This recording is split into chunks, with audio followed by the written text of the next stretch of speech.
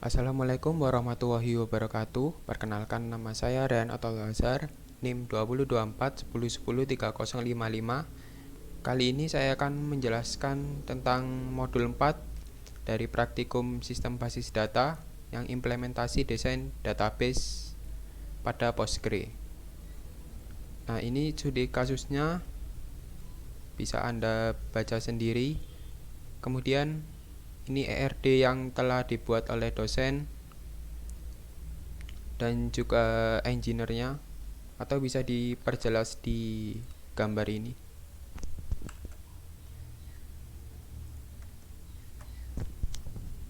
Ini merupakan gambar ERD-nya.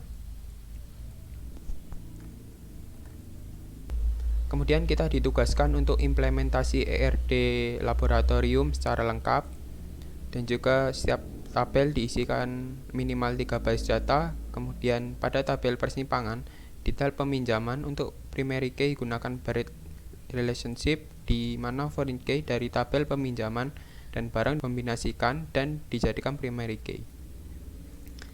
Nah, pertama kita kerjakan implementasi ERD laboratorium secara lengkap. Nah, di sini saya menggunakan pgadmin di sini Postgre. Yang pertama yaitu create database laboratoriumnya. Kemudian nanti di refresh seperti ini. Kemudian menuju tabel, baru membuat ininya. Kemudian tips membuat tabelnya itu cari yang tidak ada foreign key-nya terlebih dahulu. Kemudian jika sudah, cari yang foreign key-nya paling sedikit, kemudian yang foreign key-nya itu ada. Maksudnya seperti ini, jika misalnya aslab sudah dibuat, maka foreign key aslab kan sudah ada, berarti ini bisa dibuat, pengembalian bisa dibuat. Nah, langsung kita implementasikan. Yang pertama, create table jenis barang.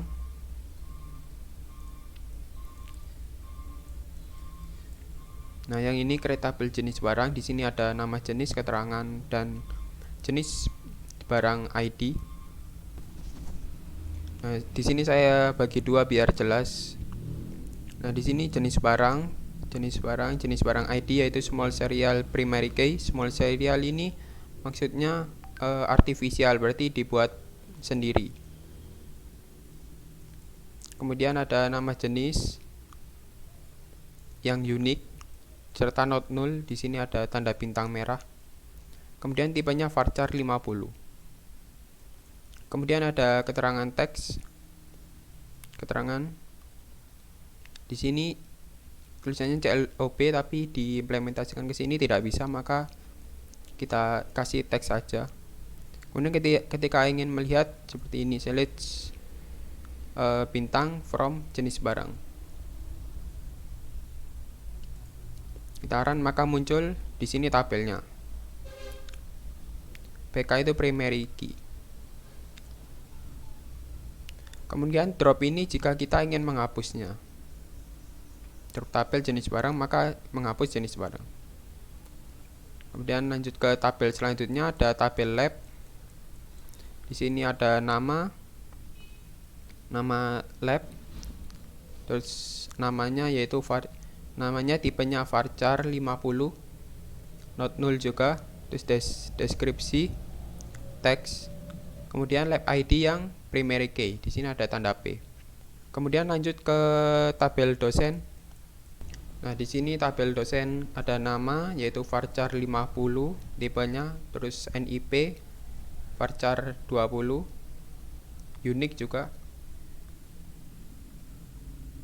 serta not null. Di sini juga not null. Terus dosen ID ada sebagai primary key. Terus lanjut ke tabel UKM. Tabel UKM di sini ada nama UKM varchar 50, not null, unik, keterangan, teks, UKM, small serial karena artificial, buat sendiri.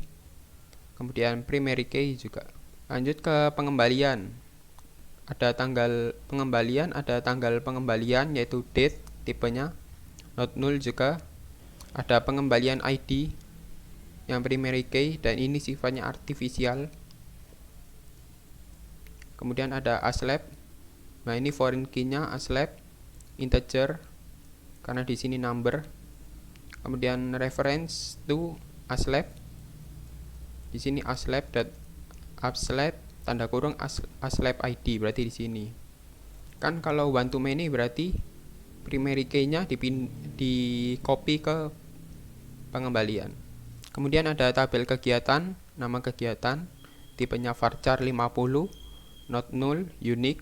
Kemudian keterangan, teks, not null, tanggal mulai, tanggal selesai, itu sama date, not null juga. Terus kegiatan ID yang sifatnya artificial, primary key, kemudian UKM ID. UKM yang didapat membuat kolom UKM yang didapat dari entity UKM dari atribut UKM ID. Dan kita mau melihat itu tinggal ini select bintang from kegiatan. Kemudian ada peminjaman. Di sini ada tanggal pengajuan, date, not null, terus tanggal persetujuan sama tanggal keluar itu null, tidak apa-apa null, tapi tipenya date. Kemudian peminjaman itu artificial, small serial, kemudian kegiatan ID didapat dari entity kegiatan, dari atribut kegiatan ID, aslab juga didapat dari entity aslab, atribut aslab ID. Kemudian di sini ada tanggal mulai yaitu not null, tipenya date, tanggal selesai, tipenya date tapi boleh null. Kemudian statusnya di sini tipenya char, not null. Kemudian ada primary key, foreign key terlebih dahulu. Kita masukkan foreign key-nya. Kemudian ada foreign key lab ID dari entity lab, atribut lab ID, dosen juga, dosen ID dari dosen, entity dosen, atribut dosen ID. Kemudian di sini primary key-nya ada dua ya, ada lab ID sama dosen ID. PF itu berarti primary key sama foreign key. Kemudian lanjut ke barang, ada nomor seri, varchar juga, not null, unique, deskripsi teks, barang ID, small serial karena artificial, dan juga primary key di sini. Terus ada lab ID, reference dari entity lab dari atribut lab ID. Kemudian jenis barang ID, reference dari jenis barang, entity jenis barang, dari atribut jenis barang ID. Kemudian ini integer karena number. Kemudian di sini ada terakhir membuat item peminjaman. Di sini ada kondisi barang keluar, teks yang not null, terus kondisi barang kembali, teks juga tapi boleh null, ada nomor seri, varchar 20. Kemudian ini nomor seri dapat dari barang, entity barang, nomor seri peminjaman juga didapatkan dari peminjaman, entity peminjaman, atribut peminjaman ID. Ini juga sama, ini juga sama. Kemudian di sini kan ada ketentuan pada tabel persimpangan detail peminjaman untuk primary key gunakan barrel relationship di mana foreign key dari tabel peminjaman dan barang dikombinasikan menjadi dan dijadikan menjadi primary key. Kan sudah menjadi primary key kemudian dikombinasikan. Berarti pakai alter. Di sini harus pakai alter karena dikombinasikan. Memakai alter table dari item peminjaman, diedit, diupdate maksudnya. Add constraint pk barang peminjaman, saya namakan seperti ini. Terus saya jadikan primary key, terus saya masukkan ketiganya.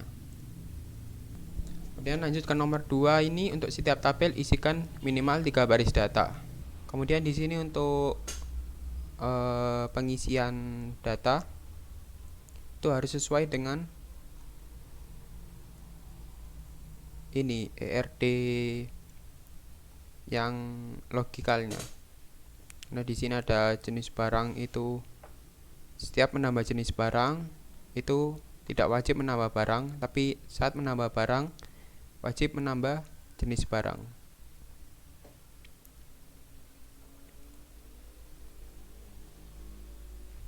Seperti contoh jenis barang kan ada elektronik, berkas lab, perabotan lab, referensi buku. Itu tidak perlu menambahkan bukunya itu buku apa saja sih, tidak perlu. Nah, kemudian di sini untuk barang harus menampilkan jenis barangnya agar tahu ini jenis barang apa saja. Terus untuk deskripsi kan tadi not null, berarti boleh tidak diisi. Di sini tidak saya isi satu. Untuk menampilkan bahwa deskripsi ini boleh null. Begitu juga yang lain juga harus sesuai dengan apa yang kita inputkan, juga barang ID-nya juga ID-nya juga kita ID-nya juga kita sesuaikan. Yang reference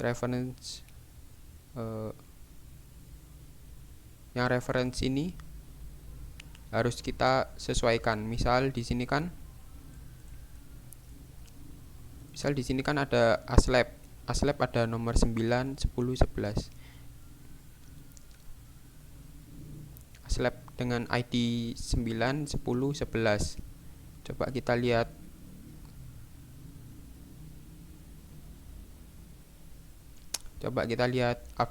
Aslabnya. Nah, ini ada aslab 9 itu ada Kak Andrian. Aslab 10 ada Kak Siva Naya. Dan seterusnya. Ini mulai dari 9 karena saya melakukan delete karena terjadi kesalahan, sehingga mulai dari 9 karena ID ini terus berjalan. Ketika menambah barang, ID ini terus menambah walaupun data sebelumnya dihapus. Tambahan untuk menambahkan insert values-nya itu sesuai dengan tipe datanya, seperti contoh tipe date itu harus disesuaikan dengan tipe data yang defaultnya dari Postgre ini. Kemudian ini beberapa values yang saya tambahkan, dan ini boleh ditambahkan saya tambahkan untuk mengecek apakah sudah sesuai isinya apa belum. Dan juga ketika datanya teks ini berarti boleh diisi seperti paragraf, itu boleh karena tipe datanya teks. Kalau varchar itu misalnya varchar 20 berarti batasnya berarti 20 varchar. Terus varchar itu seperti string, boleh angka, boleh ditambah huruf. Misal ini nomor seri ini nanti kalau saya tambahkan depannya P misal, itu boleh kalau tipe datanya varchar. Ya, tips untuk mengisi ini ya disesuaikan dengan ERD-nya. Ini yang mana yang wajib ditambahkan, yang mana yang tidak. Ini misal kalau wajib itu optionality barang wajib karena setiap barang harus ada jenisnya, dan ketika menambah data baru harus mencantumkan jenisnya. Kalau opsional jenis barang itu tidak wajib karena jenis barang tidak harus ada barangnya, seperti yang sebelumnya itu.